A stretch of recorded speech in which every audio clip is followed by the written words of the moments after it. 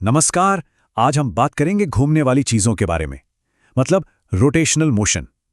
क्या कभी सोचा है कि चीजें असल में घूमती कैसे हैं? चलिए आज इसी के पीछे के विज्ञान को समझते हैं और घूमने के इस रहस्य से पर्दा उठाते हैं। तो देखिए, किसी भी चीज की गति को समझने के लिए हमें ये जानना होगा कि वो दो तरीके से चल सकती है। पहला है बिल्कुल सीधा सीधा चलना। इसे कहते हैं स्थानांतरीय गति या ट्रांसलेशन। सोचिए, एक बक्सा है जो सीधी लाइन में खिसक रहा है। उसका हर हिस्सा एक साथ एक ही स्पीड से आगे बढ़ रहा है। सिंपल है ना? लेकिन दूसरा तरीका है घूर्णीय गति, यानी रोटेशन। जब कोई चीज एक जगह पर एक सेंट्रल पॉइंट के चारों ओर घूमती है, और बस यहीं से मामला एकदम दिलचस्प हो जाता है। अच्छा, तो घूमने की बात करने से पहले जरा सीधी रेखा वाली गति को फटाफट याद कर लेते हैं। हम सब जानते हैं, जब किसी चीज को धक्का दिया जाता है तो वो सीधी लाइन में चलती है, ठीक? और हर चीज अपनी इस गति में किसी भी बदलाव का विरोध करती है।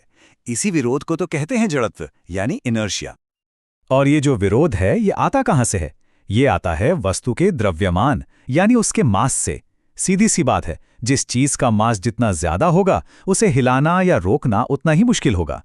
ये तो हुआ सीधी गति का सीधा साधा हिसाब। तो चलिए अब कहानी में असली मोड़ लाते हैं। घूर्णी गति में क्या होता है? चीज एक जगह से दूसरी जगह नहीं जा रही होती, बल्कि अपनी ही जगह पर रहकर उसका ओरिएंटेशन, उसका एंगल लगातार बदलता रहता है। वो बस घूम रही है।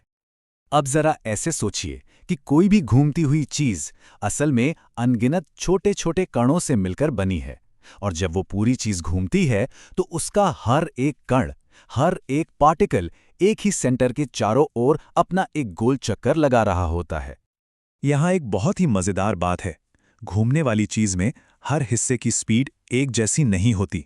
जो कण सेंटर के पास हैं, वो तो धीरे धीरे घूमते हैं, लेकिन जो कण किनारे पर हैं, उनको तो साथ में चक्कर पूरा करने के लिए कहीं ज्यादा दूरी तय करनी पड़ती है ना? तो उन्हें बहुत तेज भागना पड़ता है। इसी वजह से रोटेशन इतना अलग है। और यहीं हम पहुंचते हैं अपने सबसे बड़े सवाल पर। अगर सीधी लाइन में चलने का विरोध मास करता है, तो घूमने का विरोध कौन करता है? वो कौन सी चीज है जो घूर्णी गति को कंट्रोल करती है?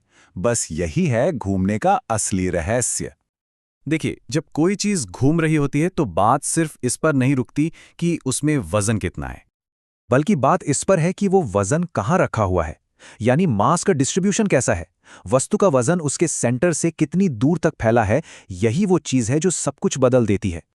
और इसी गुण को फिजिक्स की भाषा में कहते हैं जड़त्व आघूर्ण, यानी मूवमेंट ऑफ इनर्शिया। इसे आप एक तरह से घूमने वाला मास या रोटेशनल मास भी कह सकते हैं। ये बस यही बताता है कि किसी चीज को घुमाना शुरू करना या उसे घूमने से रोकना कितना मुश्किल है। और हां, ये कोई यूं ही बना दिया गया कॉन्सेप्ट नहीं है। जब साइंटिस्ट किसी घूमती हुई चीज की काइनेटिक एनर्जी का हिसाब लगाते हैं, तो ये आई यानी मोमेंट ऑफ इनर्शिया अपने आप उस फॉर्मूले में आ जाता है। ये दिखाता है कि ये रोटेशन का एक फंडामेंटल, एक बुनियादी गुण है।